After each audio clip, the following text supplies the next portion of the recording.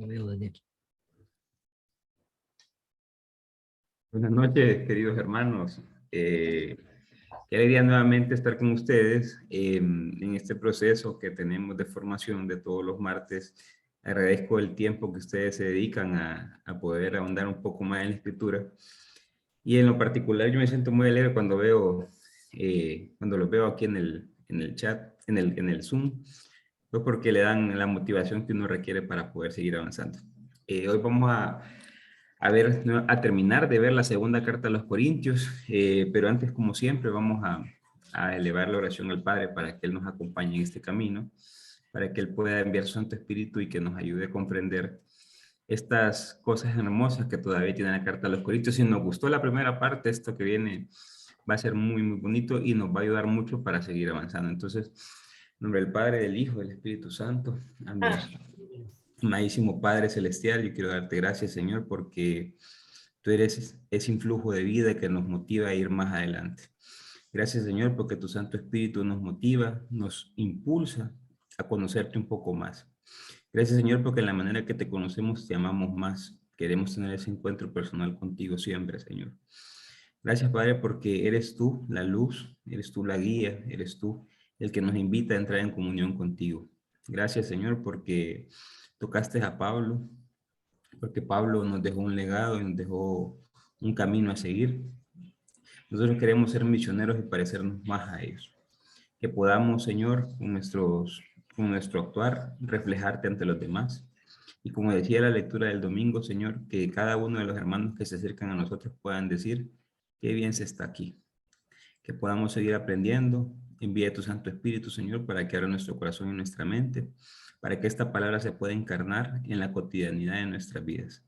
Que podamos ser mejores creyentes, Señor, mejores discípulos tuyos, y así como los primeros apóstoles se sentaban a tus pies, hoy nos sentamos, Señor, para que seas tú quien nos instruya por medio de tu santa palabra.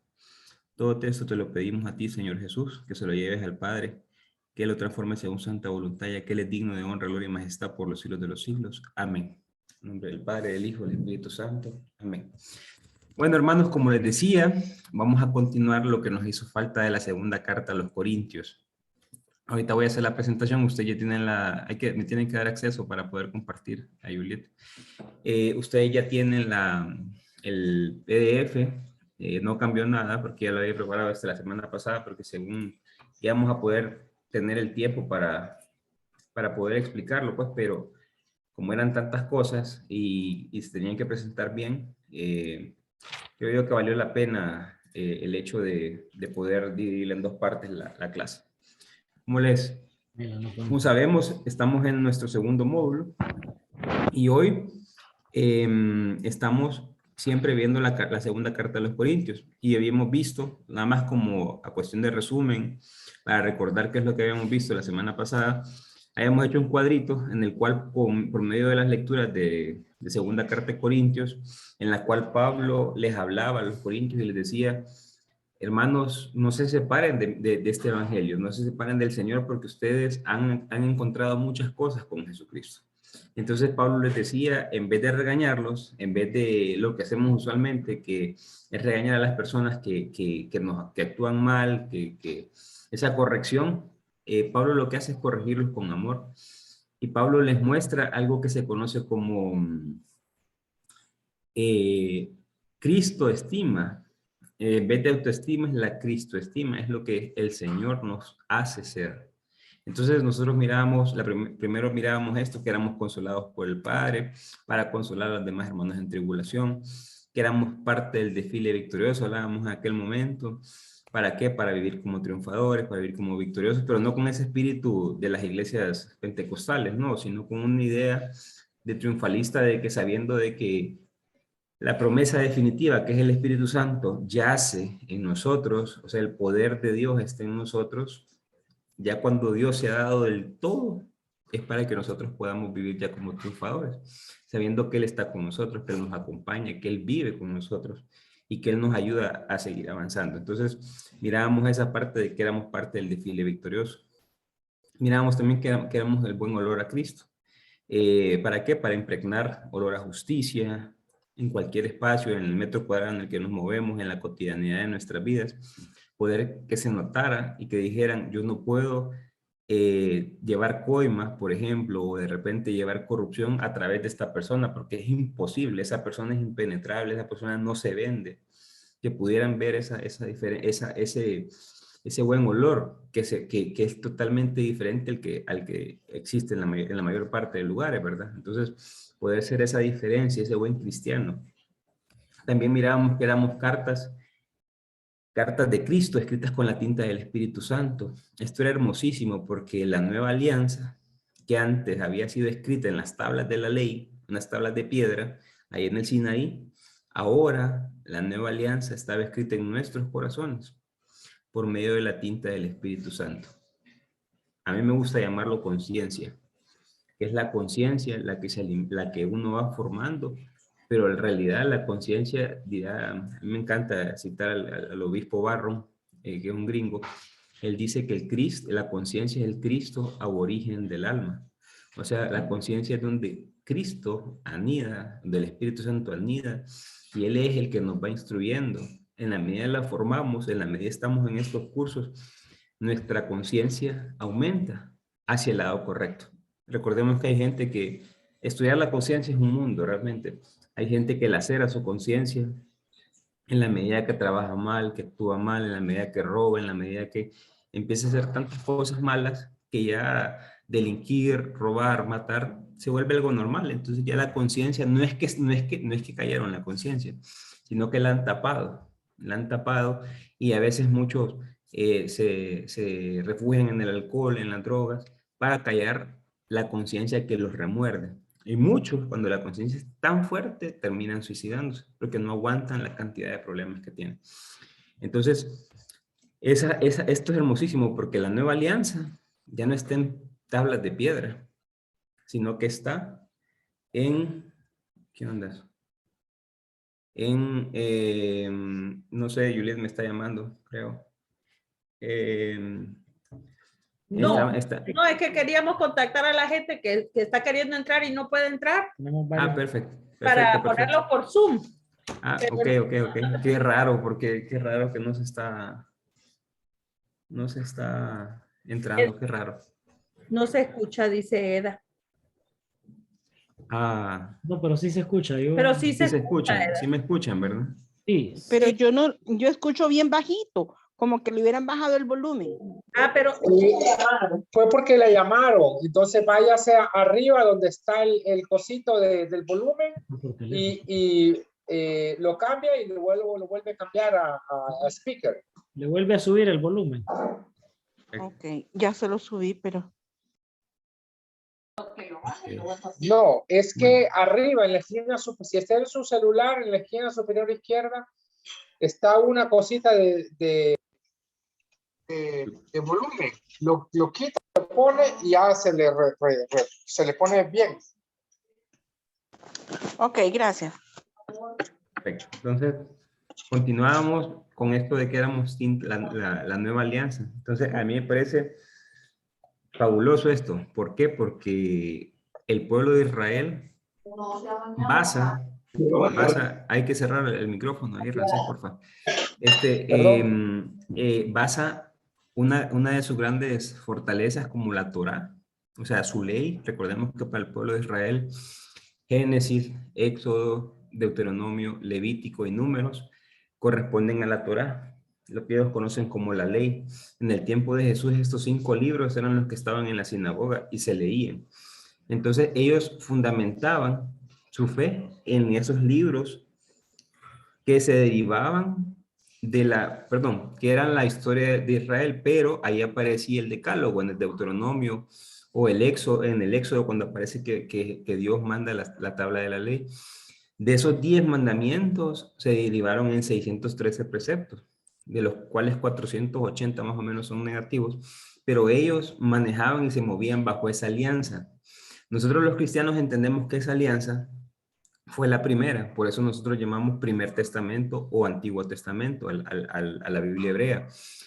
Pero entendemos que con Jesucristo se cumple la nueva alianza, la alianza nueva y definitiva. Y esa es la entrega del Espíritu Santo, el cual, como dirá Pablo no se quedó en unas tablas de piedra, no se quedó en la idea que tenían los israelitas de un templo, sino que se vino a habitar al ser humano. Entonces, ahora el nuevo templo de Dios o el nuevo santuario de Dios es el ser humano. Claro, habrá gente que no lo permite, no permite que se muestre la grandeza de Dios en su ser, pero estamos llamados todos a darnos cuenta de esa realidad y que es la nueva alianza. También tenemos, y eso es lo que amarra la siguiente, que es que somos vasijas de barro porque llevamos un tesoro. ¿Cuál es el tesoro? El Espíritu Santo. Yo no puedo ver otra persona diferente porque la otra persona, aunque sea una vasija de barro, lleva el Espíritu Santo en su ser, lleva a Dios en su ser. Insisto, va a depender de cada uno de nosotros. Y hay otra lectura aquí hermosísima. Se van amarrando, como ustedes ven. Somos espejo de la gloria de Dios. Yo les decía la semana pasada que cuando lo vean a ustedes, puedan ver a un Dios que está, a un Cristo que está en ustedes, que está mostrando la gloria. Pero ¿cómo se hace eso? ¿Cómo se muestra la gloria? Actuando como Dios actúa, siendo como Dios. No queriendo ser dioses, ¿verdad? Como era el problema del Génesis 3, que dice que el problema de Adán y Eva fue que quisieron ser dioses, porque somos hechos a imagen y semejanza, pero el problema de Adán y Eva fue que quisieron ser dioses con la fuerza de ellos y no con la fuerza de Dios. Entonces, cuando nuestro espejo está empañado, es un espejo que no muestra la gloria de Dios, pero en la manera que podemos limpiar nuestro espejo, lo que el otro tiene que ver es a Jesús, es a Dios, que somos el reflejo de Dios. Somos el Espíritu de Dios está en nosotros. Ese mismo Espíritu, ya vamos a ver en Romanos, una lectura hermosísima. Romanos 8:11, el mismo Espíritu que resucitó a Jesucristo de entre los muertos, imagínense la grandeza, es el mismo Espíritu que está en nosotros. Eso ya lo vamos a ver en Romanos dentro de unas dos semanas más o menos. Y les decía también que Pablo les hablaba que somos una nueva creación, porque la nueva creación surge con Jesucristo. Cuando veamos el Evangelio de Juan, vamos a ver que para Juan la nueva creación comienza con la venida del Señor, con la boda de Caná. Para los evangelistas sinópticos, que ya sabemos que es Marcos, Mateo y Lucas, comienza con la resurrección. Cada evangelista, según su teología, muestra una nueva creación, que somos una nueva creación dependiendo del tiempo. Unos después de la resurrección, otros desde que Jesús vino a la tierra. Para ser nuevos todos los días, decía yo, cada vez que hay problemas, el Señor nos da la oportunidad de, cuando nos dormimos, poder levantarnos como personas nuevas, como personas diferentes, con personas con nuevas oportunidades para poder cambiar este mundo. También que somos reconciliados con el Padre. Me tomé un tiempito para explicar ese tema de la reconciliación, cómo funcionaba desde la teología paulina, que al día de hoy es un poco, se acepta todavía, pero cuando uno empieza a ver el por qué, ya uno dice, aquí hay algo raro. Entonces pudimos explicarlo, pudimos adentrarnos un poco a eso. También les decía que somos embajadores de Cristo. Es el hecho de que era como la embajada, pues. Somos nosotros los que vamos a hablar en nombre del Señor a los diferentes lugares. Cuando vamos en misión, cuando nos toca estar en nuestro trabajo, que de repente ya se conoce muy poco o nada del Señor. En los hospitales, los que son médicos, que allá es donde es terrible, pues, es terrible. Entonces, ¿es ustedes o somos nosotros los embajadores de Dios? En ese lugar donde vamos a la pulpería, al súper, a la trucha, no sé, al trabajo, con el guardia de seguridad. Somos nosotros los que llevamos al Señor. Recordemos siempre eso para poder tratar diferente a las personas con las que nos encontramos en el día a día.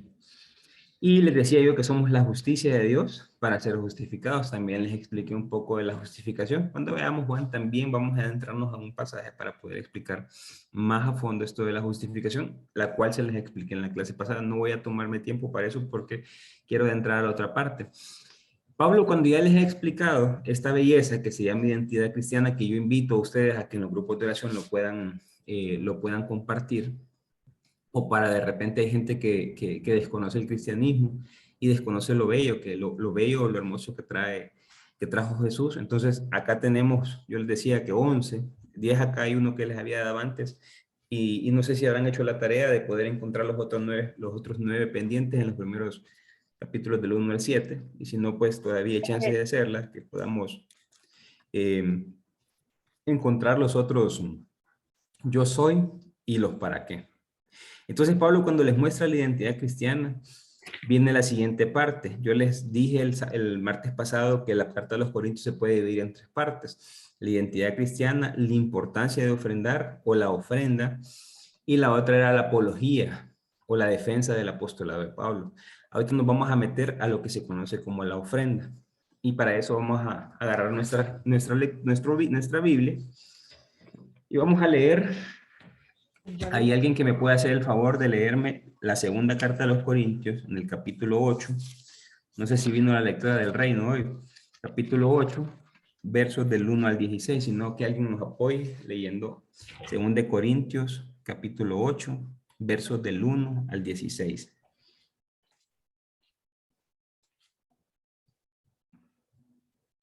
Segunda de Corintios 8, 8. versos 1 al 16. Aquí La tenemos. Perfecto. Queremos informaros, hermanos, de los favores que Dios ha otorgado a las iglesias de Macedonia, pues aunque probados por numerosas tribulaciones, han rebosado de alegría y su extrema pobreza ha desbordado en tesoros de generosidad. Puedo confirmar que espontáneamente y según sus posibilidades, incluso por encima de sus posibilidades, nos pedían por favor y con insistencia poder participar en este servicio en bienes de los santos. Y superando nuestras esperanzas se ofrecieron a sí mismos, primero al Señor y luego a nosotros, conforme a la voluntad de Dios. Así que rogamos a Tito que llevara a buen término entre vosotros esta generosa iniciativa, tal como lo había comenzado. Sé muy bien que sobresalís en todo, en fe, en palabra, en conocimiento, en preocupación por los demás y en la caridad que os hemos comunicado. Pues bien, sobresalid también en esta generosa iniciativa. No es una orden, solo quiero comprobar la sinceridad de vuestra caridad, comparándola con la diligencia demostrada por otros. Ya conocéis la generosidad de nuestro Señor Jesucristo, el cual siendo rico se hizo pobre por vosotros para enriqueceros con su pobreza. Os doy un consejo sobre el particular que va con vosotros, ya que desde el año pasado habéis sido los primeros no solo en hacer la colecta, sino también en tomar la iniciativa. Ahora llevadla también a cabo de forma que a vuestra prontitud en la iniciativa corresponda su realización conforme a vuestras posibilidades.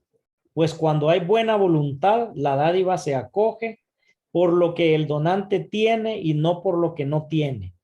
No se trata de que paséis apuros para que otros tengan abundancia, sino de procurar la igualdad. Ahora vuestra abundancia remedia su necesidad, para que en otro momento su abundancia pueda remediar vuestra necesidad, y así reine la igualdad.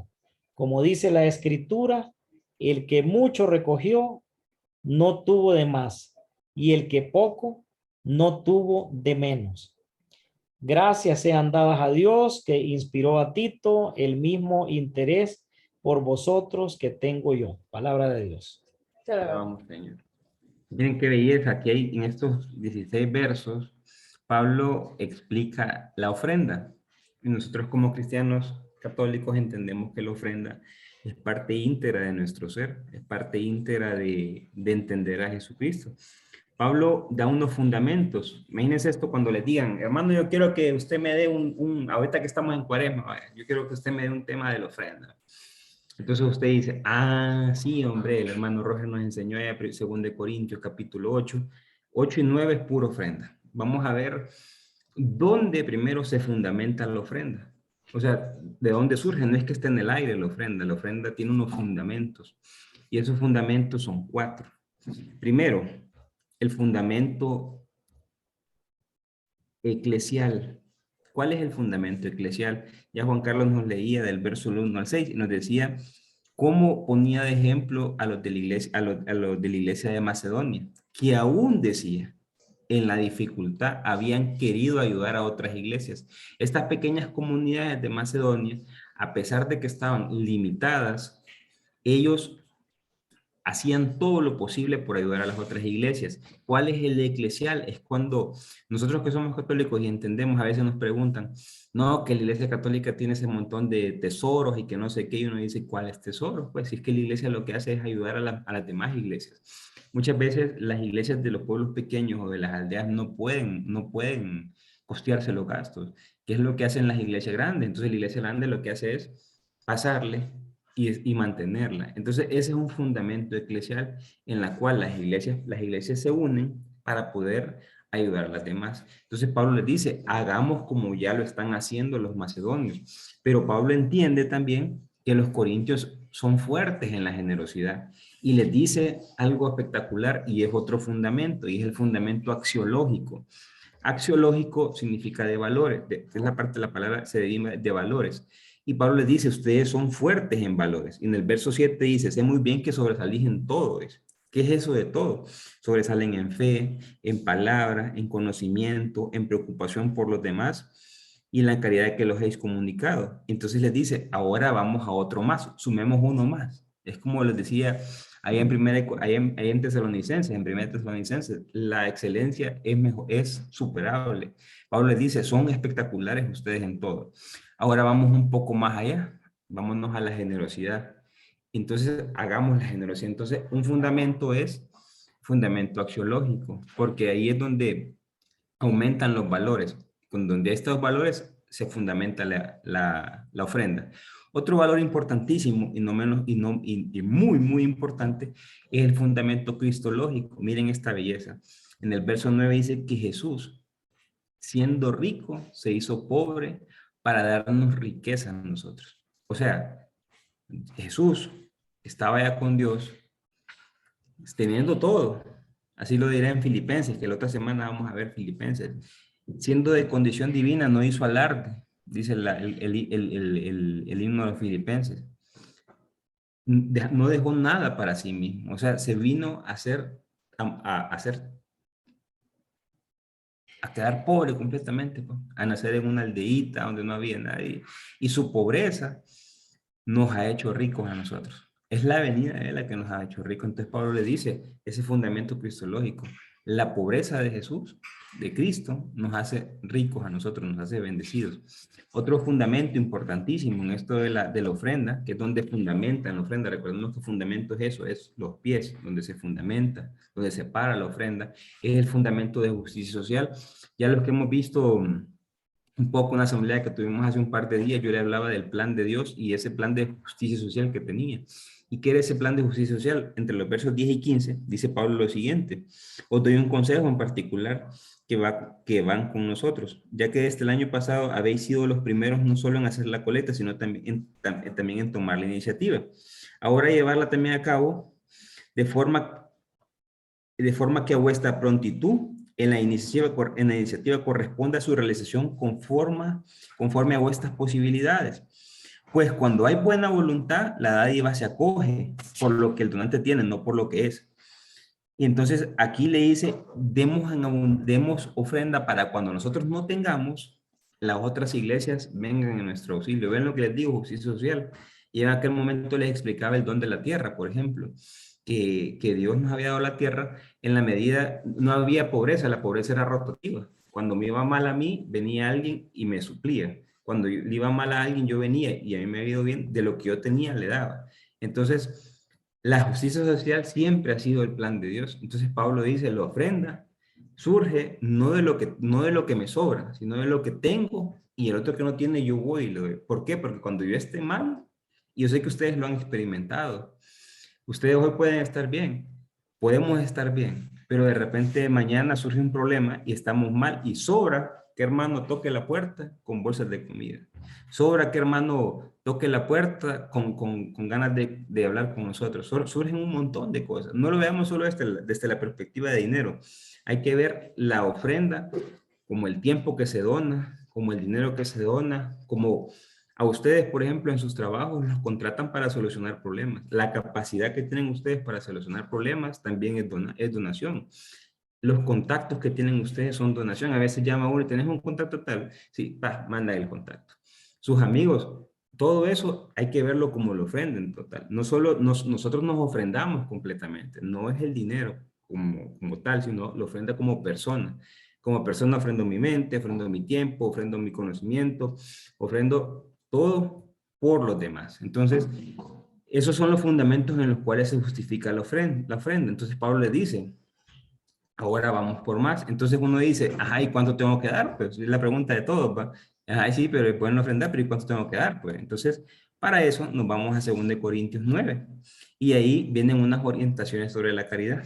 Entre los versículos 6 y 16, dice lo siguiente. En el verso 6, capítulo 9, verso 6 nos dice, mirad, el que siembra con mezquindad, cosecha también con mezquindad. El que siembra en abundancia, cosecha también en abundancia. ¿Cómo quieren que sea la cosecha que ustedes tienen? Es la manera como van a sembrar. Si han sembrado en mezquindad, dice Pablo, van a cosechar en mezquindad. Si se han ofrendado en mezquindad, a ustedes les va a venir la ofrenda en mezquindad. Si se han ofrendado en generosidad, ustedes van a tener ofrendas de generosidad. Y es hermoso este principio. En la medida que uno siembra es lo que cosecha. Entonces Pablo les dice ahí, porque le preguntaban, ay, ¿cuánto pues? O sea, ¿qué hay que hacer? Y Pablo ya les ha dicho, anteriormente les había dicho, den conforme a lo que tengan. No es que se van a quedar sin comer por darle a los demás, no, vamos a dar de lo que tenemos. Si no tenemos, no podemos dar, pero nos podemos dar en otras cosas. Entonces, yo una vez decía a alguien, nadie es tan pobre que no pueda dar nada. Siempre hay una manera de ofrendarse a los demás. Entonces, luego de esas orientaciones sobre la caridad, cuando ya entendemos de cuánto es lo que tenemos que dar, dónde se fundamenta la ofrenda, de que no es porque, ay, soy cristiano y uno de los valores es ofrendar, no, hay que saber el por qué. Y ahí están los 4 fundamentos de dónde se agarra la ofrenda. ¿Cuánto hay que dar? Pues ya tenemos también respuestas, pero ¿y entonces y qué logramos? Uno se pregunta, ¿y qué logro? Pues porque todo el ser humano así es uno piensa, y ay, entonces, de gratis todo esto. Pues y surgen tantas preguntas, pero en los versos 7 y 18 dice lo siguiente, y esto a los que somos de la parroquia de Divino Niño, el Padre Ovidio casi en todas las homilías, él pasa diciendo esto, Dios ama al dador alegre. Y a veces uno cree que no es bíblico, pero realmente sí. Verso 7, 2 Corintios capítulo 9, verso 7, dice lo siguiente, que cada cual dé según el dictamen de su corazón, no de gana mala ni forzado, pues Dios ama al que da con alegría. Dios nos ama a todos, pero cuando uno hace estas cosas, es como que enorgullece a Dios. Yo siento que es como que Dios es un papá y está abajo y dice, mira que el que está abajo, ese es mi hijo. Y ha de decir, de tal palo, tal astilla, lo que decimos nosotros. Ese se ofrenda como yo me ofrendo, mira, así. Dios nos ama a todos, pero ese tipo de cosas enorgullecen, siento que enorgullecen al Señor. Entonces hay que darlo porque Dios ama, le encanta hacer eso. Y como Dios ama hacer eso, vienen los siguientes fundamentos. En el verso 8 dice lo siguiente, y poderoso es Dios para colmaros de todos bienes, a fin que teniendo siempre y en todo lo necesario, os sobre todavía para buenas obras. Yo sé que ustedes han vivido esto, de que ustedes, a veces uno tiene como lo básico para estar, y de repente pasa alguien, o de repente lo llama alguien, o de repente tiene un problema, y uno dice, ¿y de dónde saco para esto? ¿O de dónde saco tiempo para esto? ¿O de dónde le explico esto? Y siempre hay algo que aparece, y uno termina donándose, no donando, donándose al otro, y uno dice, ¿cómo hice esto? Pues es eso, Dios siempre nos da las herramientas, Dios nos llena de herramientas para poder dar a los demás, para poder darnos a los demás. No es dar solo esto, no es darnos a los demás. Y eso es lo que dice Pablo, dónense a los demás, porque ya Dios les dio todo a ustedes para poder donarse, para hacer un canal de bendición. Imagínense la identidad cristiana. Si entendemos todo eso de la identidad cristiana, entendemos que somos un canal de bendición para los demás. Entendemos que cada uno de ustedes, en la medida que puede, y en la medida que se encuentra con otras personas, lo que termine siendo un canal de bendición para los demás. A veces podría dar miles de ejemplos, pero ustedes saben que termina siendo canal de bendición para los demás.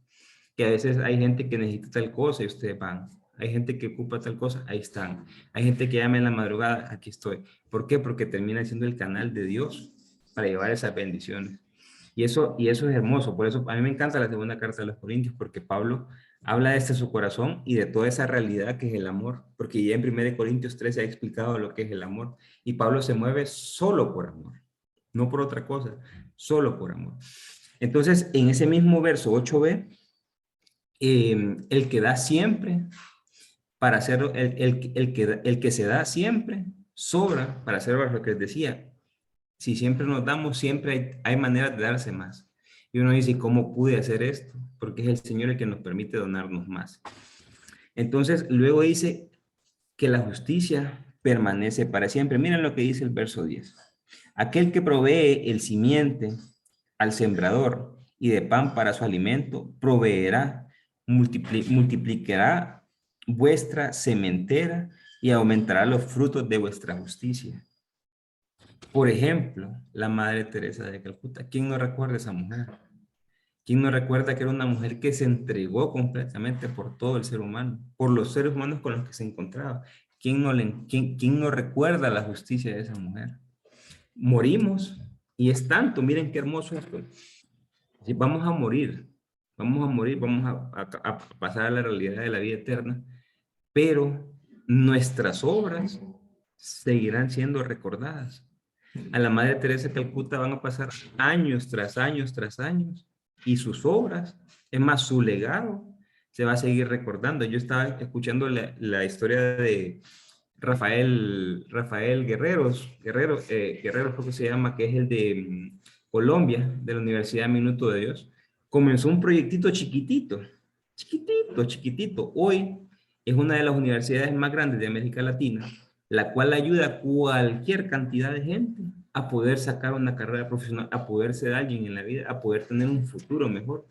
Y comenzó con 1 minuto en la televisión, en la radio, después 1 minuto en la televisión, después a tener o sea, es un avance, es una manera.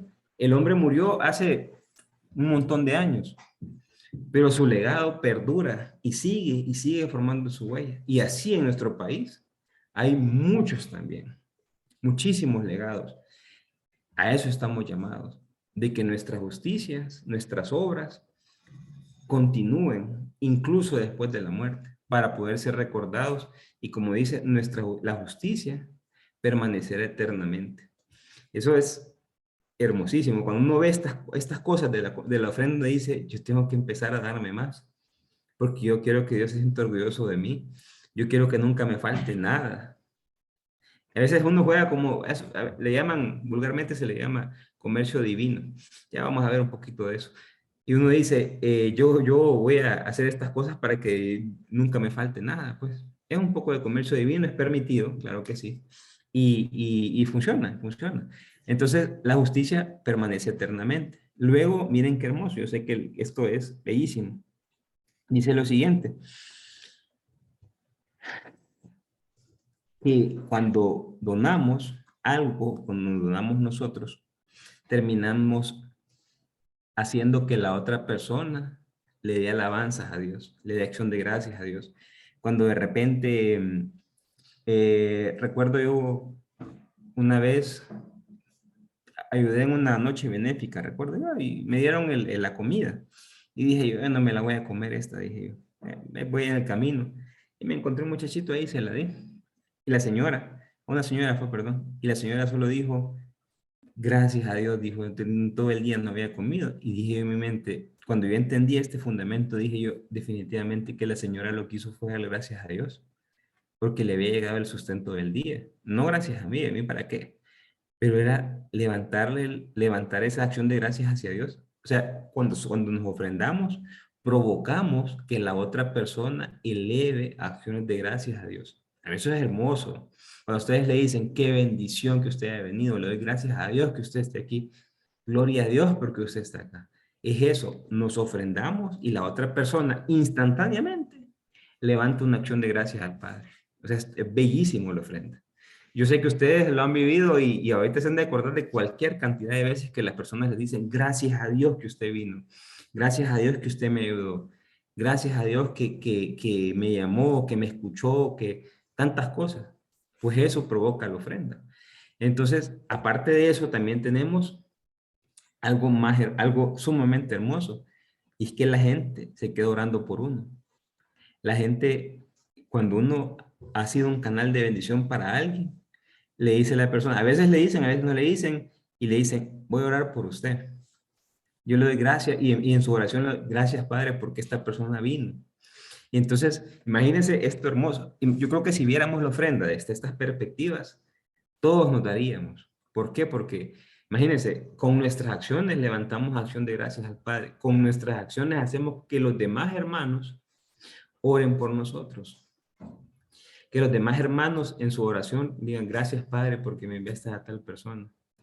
Gracias Señor porque esta persona se dona y me ayuda de esta manera. Gracias Señor por esto.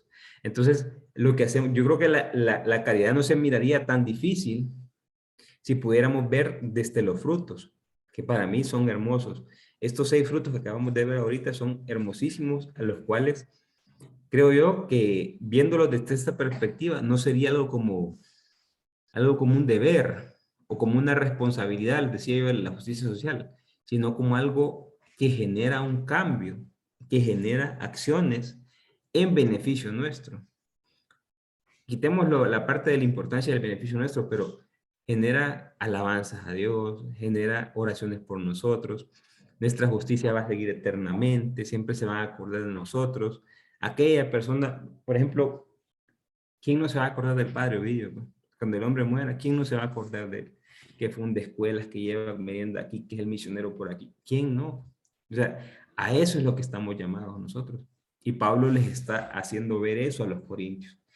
Ojalá podamos ver la ofrenda de esta manera, y no como una responsabilidad, sino como ese montón de frutos que se vienen con él. Entonces, como resumen, ¿por qué podemos ser generosos? ¿Para qué? ¿O de dónde? Perdón, aquí un errorcito.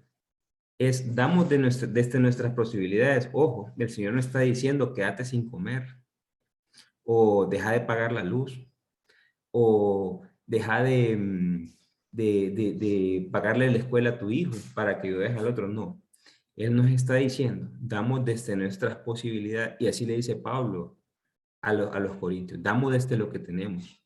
No lo que nos sobra, sino de lo que tenemos. Y lo otro, ¿para qué? Y siempre tener en cuenta esto, la justicia social. Yo les decía, en la medida que yo hoy puedo dar, no me lo pregunten cómo, yo solo sé que esto viene de Dios. En algún momento yo estoy mal, ahí vienen las ayudas, no sé cómo. Y uno dice, Dios mío, yo no sé cómo vino esto, o cómo me llegó la comida. Pero es por eso, son las acciones de ser generosos, es toda la belleza de la caridad, de la ofrenda, perdón, que Pablo les quiere mostrar. Imagínense que a uno le hablaran así, uy, una belleza, o sea, no los regaña, después en apología ahí los va a atacar un poquito, pero nunca él entra siempre con amor y les enseña los beneficios. No les enseña los deberes, sino que les enseña los beneficios que van a obtener con la ofrenda. Cualquiera se ofrenda para los demás. Con estos frutos de la caridad. Ahora tienen ya ustedes unas lecturas en las cuales poder expresar la ofrenda. En los grupos de oración, a veces cuando queremos ayudar, ¿qué no quisiera yo? Que se pudiera en los grupos de oración apadrinar a un niño para estar en la universidad, pues cuánta gente y a veces uno dice en los grupos de oración vemos 8 parejas o 6 parejas, 500 pesos a la semana pagamos la educación de un cipote, pues. Entonces, cuando uno entra con estas líneas, ya la cabeza cambia, pues, el chip se cambia y la generosidad flora, pero hay que entrar por estas líneas como entra Pablo. Entonces, ya hemos visto la ofrenda, que es capítulo 8 y 9. Si hay duditas ahí, les recomiendo leer esos 2 capítulos. Yo igual les voy a mandar más tarde un video que hicimos para la parroquia el año pasado, que fue de la ofrenda. Por eso les digo, a mí me dijo Chema, de la ofrenda, y yo, belleza, capítulo 8 y 9, 2 Corintios 8 y 9. Y dice casi lo mismo que les estoy explicando, solo que en 5 minutos. Entonces, esto se ve diferente, pues. Luego, como tercera y última parte, viene la parte de la apología de Pablo. La apología, él defiende su apostolado. Recordemos que hay que recordar algo bien importante, y es que cuando Pablo regresa, quiere regresar a Corintios, no lo quieren dejar entrar. Es más, le dicen que ya no vuelva. ¿Por qué? Porque han llegado los superapóstoles. Los superapóstoles son personas que llegan con una doctrina similar a la de Pablo, pero una doctrina superficial completamente, nada de profundidad. Claro, son elocuentes, hacen llorar a la gente, les entra aquel montón de cuquitas en el cuerpo, mucha emotividad, pero dice Pablo, muy poca profundidad. Entonces, aquí es donde viene su defensa. Esta es una defensa bellísima la que hace este hombre aquí. Se conoce como el sentido apostólico del sufrimiento, así como hay un sentido redentor del sufrimiento, y se lo voy a explicar ahorita, me va a tomar un tiempito. El sentido redentor del sufrimiento es hermoso, hay que verlo, a mí me encanta verlo de este libro de Job. ¿Por qué? Porque cuando a uno le pasan sufrimientos, cuando a uno le pasan crisis, enfermedades, momentos tristes en la vida, desiertos, como llaman muchos, eso no viene de Dios. Pero miren esto, eso es lo que se conoce como comercio divino. Usted, mi hermano, hace lo que le dijo Dios, Yahvé a Job. Usted lo que hace es ofrecer sus sacrificios, sus sufrimientos a Dios para que lo convierta en bendición para tal persona.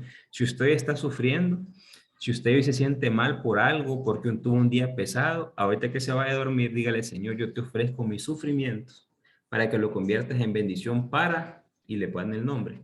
Eso se llama comercio divino. Eso es hermoso, porque uno lo que hace es sus sufrimientos, un día pesado. Yo vengo, Señor, yo te ofrezco mi día, el que tuve, fue un día terrible, que fue un día cansado, para que tú lo conviertas en gracia, en bendición para mis hermanos, para tales hermanos, para mi comunidad. Eso se llama comercio divino. Pues, Pablo, cuando hace la apología de su apostolado, lo hace como el sentido apostólico del sufrimiento. Y para eso son el capítulo 10 al 13. Vamos a ir ahí sí un poco rápido por cuestiones de tiempo. Pablo en el capítulo 11, en el verso 3, dice lo siguiente. Dice, voy a leerles. Ojalá, verso 1, ojalá pudiera soportar un poco mi locura. Seguro que me soportáis. Celoso estoy de vosotros, pero con celo de Dios, pues os he desposado con un solo esposo, para presentaros a Cristo como una casta doncella. Pero temo que al igual que la serpiente engañó a Eva con astucia, se perviertan nuestras mentes apartándose de la sinceridad de vida a Cristo. Uno de los grandes miedos que tiene Pablo con esa comunidad, que él ama con todo su corazón, es que se alejen de Cristo. Es que, así como dice él, Pablo, hace un paralelismo, y agarra, así como la serpiente engañó a Eva, ahí en el Génesis 3, así tengo miedo yo, dice Pablo, de que esta gente me lo separe de Cristo. De que la libertad que han obtenido, del amor por el prójimo, de la justicia social que han obtenido, sea cambiada por otra doctrina falsa, por otra doctrina leve, por una doctrina que no lleva a nada. Entonces, luego de eso, dice el verso 4, lo digo porque toleráis tan tranquilos a cualquiera que se presenta predicando otro Jesús, distinto del que prediqué, o proponiendo recibir un espíritu diferente al que recibiste y un evangelio diferente al que has abrazado. Imagínense esto.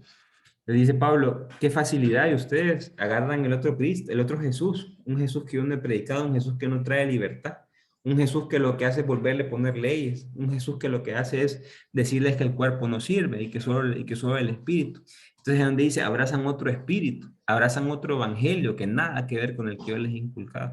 Entonces Pablo, esos temores que él tiene, los empieza a reflejar. También dice otra cosa, temo que prefieran la elocuencia de los superapóstoles. Miren lo que dice el verso 11, capítulo 11, versos 5 y 6. Sin embargo, no me juzgo en nada inferior a los superapóstoles. Puede que carezca de elocuencia, pero no de ciencia. Y os he podido demostrar siempre en presencia de todos. Pablo les dice, estos pueden hablar muy lindo, muy hermoso, y cualquiera que haya luces y fuego y todo artificial y toda la cosa, pero jamás yo me voy a sentir inferior a ellos, dice. Les he demostrado la capacidad, les he demostrado la revelación de Dios. Y ustedes se van con cualquier cosa, dice Pablo. Verso 11, y esta gente, y Pablo lo que le molesta es que Pablo nunca comerció el evangelio. Pablo, es más, a Corintios les dice, a los Corintios les dice, yo nunca fui gravoso, porque nunca Pablo estuvo viviendo de las ofrendas de ellos. Pablo trabajaba con sus propias manos. Dice que en sus cartas dice que él recibió una ofrenda de Filipo, pero no de Corintios. Y estos corintios llegaban a estos superapóstoles y apenas llegaban y le decían, ajá, ¿y la ofrenda? ¿Cuánto es? Tanto, qué bonito, pagaban, todos le daban, entonces comercializaban el evangelio. Y Pablo decía, yo les estoy dando esto gratis, yo no les estoy cobrando y ustedes quieren ir a pagar. No es que Pablo se sentía mal porque estaban pagando y no le pagan, no, sino que él decía, esto es gratis para ustedes, ¿por qué tienen que ir a pagar el evangelio? Todavía al día de hoy hay gente que cuando llama y no, ¿y cuánto es la ofrenda? Pues para ver si me muevo. O yo voy con tales personas, o yo tengo que estar en tal hotel o tal cosa. Entonces se comercializa el evangelio y Pablo está en contra de todo eso. También dice, Pablo habla de los sufrimientos que él ha tenido en su ministerio, que aquí es donde cuando predicamos y queremos entender el ser de Pablo, nos vamos al verso 23. Y ahí dice que ellos se llaman ministros de Cristo, dice. Voy a decir una locura, más que ellos, yo soy más que ellos, les dice. Más en trabajos, más en cárceles, mucho más en azotes, en peligros de muerte, muchas veces, le dice Pablo. Y empieza a tirar una apología, 5 veces fui azotado menos 40 azotes menos 1. ¿Por qué decían 40 azotes menos 1? El judío es muy perfecto en sus números. Entonces preferían quedarse en 39, pero no en 41. Entonces ellos decían 40 menos 1, para no pasarse del 40. Era menos o igual, pero no era más. Entonces Pablo empieza a contar en su sufrimiento esa lista, que fui lapidado, que naufragué, que un montón de cosas para mostrarles lo que era un verdadero discípulo del Señor, un verdadero misionero del Señor. Aquí dice, fui azotado, fui lapidado, naufragué, les cuenta Pablo. Muchos sufrimientos que cuenta Pablo en esta carta. ¿Por qué? Porque Pablo esta le llaman la carta de las lágrimas, porque Pablo prácticamente está triste y está con un celo terrible, con un dolor, porque esta comunidad está a punto de perderse. Y entonces le dice Pablo, hay una que dice Pablo de la responsabilidad de la comunidad, y es en el verso 28, dice lo siguiente: y aparte de otras cosas, mi responsabilidad diaria con ustedes, la preocupación por todas las iglesias. Dice Pablo, ¿quién desfallece? Imagínense la belleza que dice esto. ¿Quién desfallece sin que yo desfallezca? ¿Quién sufre sin que yo sufra? ¿Quién sufre escándalo sin que yo me abrace? O sea, Pablo les está diciendo, yo los veo como a mis hijos. Lo que ustedes sufren, yo lo sufro. Aquí no sufre nadie solo. Yo apenas me doy cuenta y voy con ustedes. ¿Y eso qué es lo que hacen? Eso es lo que hacen es llevarse el dinero de ustedes. Lo que hacen es meterles otras doctrinas falsas, unas doctrinas que no sirven. Entonces Pablo está sumamente molesto. Entonces él trata de defender su apostolado desde esas líneas. Y le dice Pablo, yo sufro, mis causas son las siguientes. Con lo que les decía, hay un celo por la comunidad, porque esa comunidad, Pablo ama esa comunidad. Pablo creó la comunidad de Corintios y fue tan bien acogido, hubo tanta gente linda, y no es que ama el proyecto que él hizo, sino que él ama a la gente que está ahí. Él se siente que está con hijos, con hermanos en la comunidad, y siente que ahorita esos hermanos que él ha tenido, por los cuales ha dado hasta la vida, le están dando la espalda, se siente traicionado realmente por ellos. Entonces, las causas del sufrimiento, uno, es que Pablo se siente que lo han defraudado, que lo han cambiado, que él el amor que les tenía era un amor puro, pero que ahora ellos lo han cambiado. Pablo predica de gratis, como les dije, los superapóstoles cobran. Estos les sacan el billetillo y comercializan el evangelio. Otra cosa, que los corintios son engañados, es lo que les digo, Pablo les muestra la libertad. Ya lo vimos en Gálatas. Y Gálatas era un inicio para lo que vamos a ver en Romanos. Pablo muestra la libertad que trae Cristo. Cuando decimos, ¿qué es el reino de Dios? El reino de Dios es Dios metiéndose en el ser humano para hacerlo libre y feliz. Lo repito, ¿qué es el reino de Dios? Es Dios metiéndose en el ser humano para hacerlo libre y feliz. Los corintios ya habían entendido eso. Ya habían entendido que la doctrina del Señor los hacía libres y felices. ¿Por qué? Porque ya no estaba la ley, ya no estaban los sacrificios a los dioses paganos, ya no había que hacer un montón de cosas para poder agradar a los dioses. Entonces Pablo le muestra la libertad que trae Cristo. Pero ellos quieren volver a las cadenas. Y aquí recuerdo las palabras de Manuel que decía, allá de ustedes si quieren seguir agarrando sus cadenas, yo lo que hago es darles las herramientas para que las dejen, pero habrá gente que le encanta defender sus cadenas, decía este hombre. Y así pasaba con los corintios. Les encantaba seguir con las cadenas. Y Pablo le dolía, no es que le molestaba, le dolía eso. Porque él les había mostrado una libertad que traía Jesús. Y ellos la agarraron, pero después les gustó seguir con las cadenas. ¿Por qué? ¿Por qué pasa esa cosa? Porque cuando uno es libre, se hace responsable de sus acciones. Cuando uno es esclavizado, engañado o niño espiritualmente, depende mucho de las órdenes que le den los demás. Entonces es más fácil seguir órdenes a que tomar sus propias decisiones y hacerse responsable de sus acciones. Entonces eso es lo que les está enseñando Pablo. Pablo lo que quiere es, ya vimos el término de libertad, ya vimos lo que Pablo quiere llevar a la comunidad. Entonces Pablo está viendo cómo la comunidad está decayendo en todo eso, están siendo engañados, están siendo esclavizados. Aparte de eso, las maneras de sufrir o las maneras de amar. Esto es cuando ustedes les digan, ¿usted es discípulo del Señor? Sí, pruébemelo. Entonces ustedes vienen y dicen, yo he pasado lo mismo que Pablo. Yo he amado, los amo y los seguiré amando, lo dice en el capítulo 11, en el verso 10 al 12. Dice lo siguiente. Tan seguro estoy de la verdad de Cristo, que está en mí como de que nadie podrá privarme este motivo de orgullo en las regiones de Acaya. ¿Por qué? Porque no os quiero, sino Dios sabe que sí. Y continuaré haciendo lo que hago para no dar facilidades a los que buscan algún pretexto para decir que tienen los mismos motivos de orgullo que nosotros. Pablo ama esta comunidad. Y dice Pablo, aunque me rechacen, yo los voy a seguir amando. Porque Pablo ha entendido el amor del desprendimiento que hizo Jesús. Si me glorío, dice Pablo, va a ser de mi debilidad. Y es ahí donde habla un poco de su enfermedad, de ese aguijón que él tiene y de que si algo tengo que gloriarme, es de lo débil que soy, no de lo que sé. Por eso dice, me glorío de algo no es por lo que sé, pero ahorita porque tengo que defenderme, dice.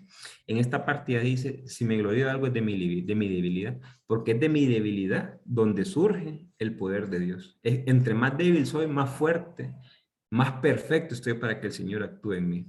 Esas ideas se van pragmando en todo el Nuevo Testamento. Ahí lo vamos a ver en Juan también, este tipo de ideas. Gloriarse en el Señor. Capítulo 12. Que si hay de presumir de algo, pues aunque no traiga ninguna utilidad, hablaré de las visiones y revelaciones del Señor. Sé de un creyente en Cristo que hace 14 años, sí, en cuerpo o fuera de cuerpo, no lo sé, Dios lo sabe, fue arrebatado al tercer cielo. Y sé que este hombre, en el cuerpo o fuera del cuerpo, no lo sé, Dios lo sabe, fue arrebatado al paraíso y oyó palabras inefables que el hombre no pudo pronunciar. Estos son los éxtasis. El tercer cielo es cuando Pablo le preguntaron, muy seguramente le preguntaron qué era la cuestión del tercer cielo. Pablo mostraba que era recordemos la cosmovisión judía, era esa relación directa con Dios. Hoy podemos decir que el tercer cielo es conocer al Señor. Ya lo vamos a ver en el Evangelio de Juan. En la medida que nos conocemos más al Señor, entramos en comunión con Él. Se forma el reino en la tierra, se forma la vida eterna. Es una belleza.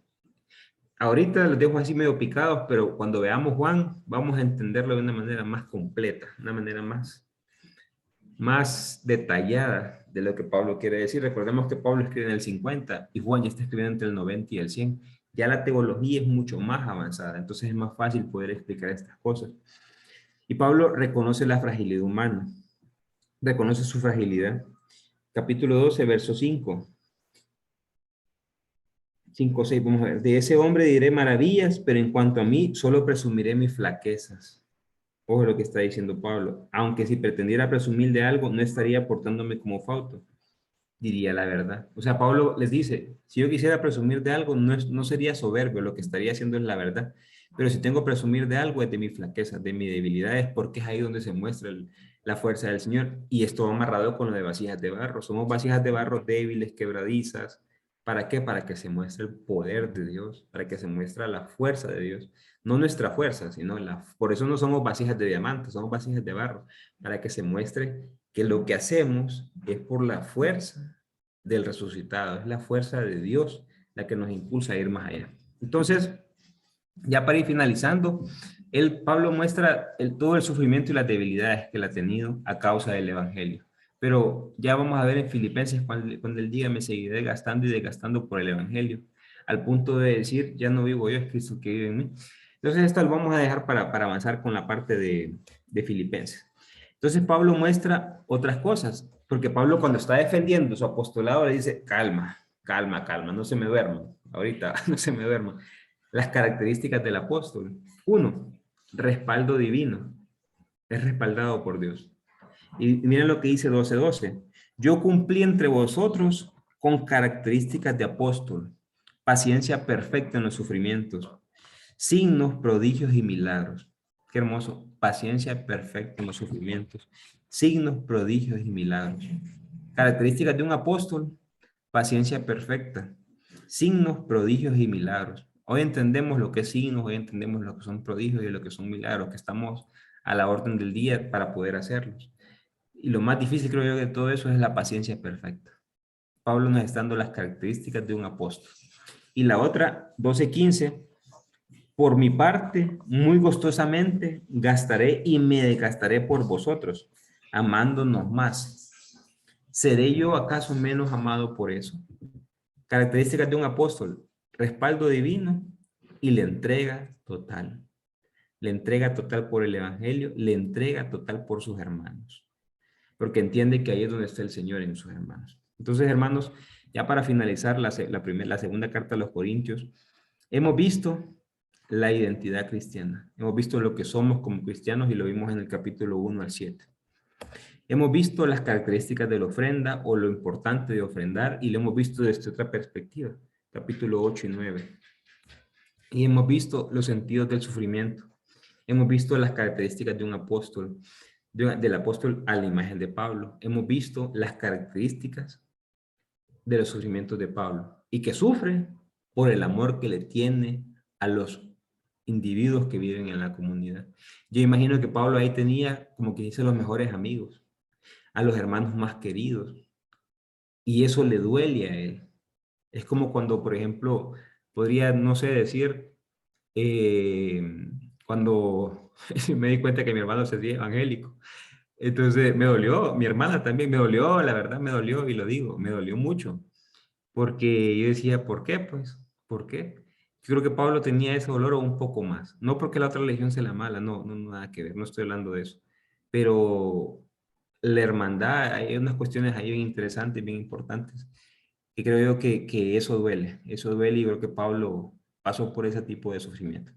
Entonces, hemos prácticamente visto la segunda carta a los Corintios con estas 3 ideas que ustedes ven, rodean toda la carta. Hay otro capítulo ahí de conclusiones y de despedidas que tiene Pablo todo el tiempo siempre y los saludos que hace siempre. Pero lo más importante es esto, y con esto podemos leer la carta a los Corintios de otra manera. Yo mi Biblia la tengo rayada y dice, todas las yo somos, 1. También dice todos los fundamentos de la ofrenda, todos los frutos de la ofrenda, por qué tengo que ofrendar, cuáles son las características de la ofrenda. También tengo los sufrimientos apostólicos. También tengo el por qué sufría Pablo. Yo les invito a que puedan ustedes en su Biblia tener ese tipo porque es bien fácil, así cuando nos piden prédicas, poder agarrar una... Recordemos que aquí nos estamos formando también para las predicaciones, pues es bien fácil poder agarrar y decir, me voy a 1 Corintios, me voy a 2 Corintios, hay que hablar de la Eucaristía, me voy a 1 Corintios, hay que hablar de la resurrección, me voy a 1 Corintios, hay que hablar de las comunidades, en la fe, en el amor y en la caridad, me voy a 1 Tesalonicenses. Entonces es bien fácil poder entender la Biblia de esa manera y poder tener ciertas ideas de aproximaciones de lo que el autor quiso decir. Entonces, mis queridos hermanos, como siempre vamos a cerrar con una oración, estamos prácticamente en el tiempo. hemos podido apreciar y reconocer un poco más la segunda carta a los Corintios, poder entender esa fuerza que le daba Pablo a la misión y de cómo Pablo no miraba un grupo o una comunidad en específico, sino que miraba hermanos, los cuales él amaba con todo su ser, a los cuales él estaba dispuesto a entregarse, a darse su tiempo, a darse todo por ellos, a darse a la misión y poder entregar lo que él era.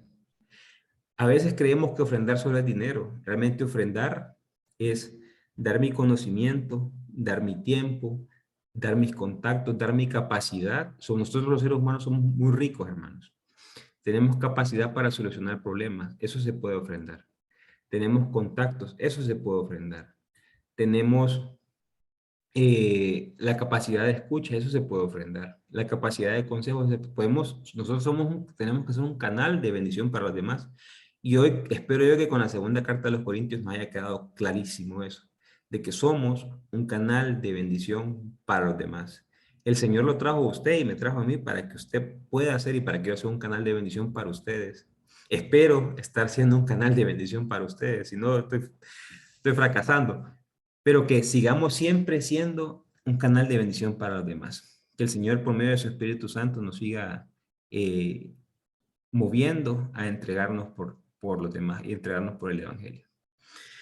Padre bueno, quiero darte gracias, Señor, porque sabemos que tú estás con nosotros. Sabemos que tú quieres que aprendamos más de ti, Señor, de todo lo que es la justicia social, de la ofrenda, Señor, y de lo bello, de lo hermoso que ha venido a ser el cristianismo, Señor.